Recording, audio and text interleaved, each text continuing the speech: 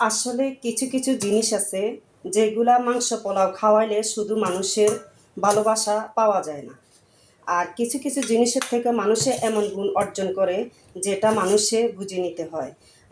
একটা কথা আছে না যে ভালোবাসা পাইতে হলে ভালোবাসা দিতে হয়।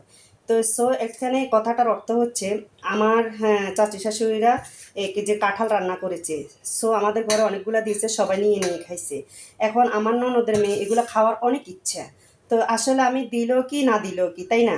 তো এখন আমার মন বুঝতেছে না, আমি বুঝি এটাই যে ও সবসময় এগুলা পছন্দ করতো, খাইতো, সেজন্য ওনার জন্য একবারই আমি পুড়িয়ে নিতেছি। তো সে কিন্তু দেখে দেখে নাই, বাট আমার ননদও দেখে নাই।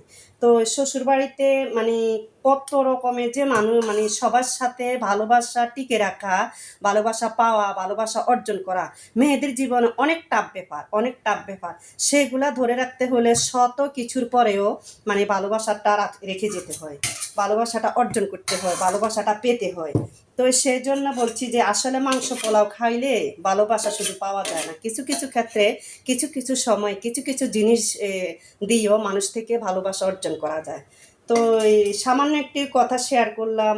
তো সবাই একটু সাপোর্ট করবেন, পাশে থাকবেন আর কি। বিদায় নিলাম, আল্লাহ হাফেজ, ধন্যবাদ।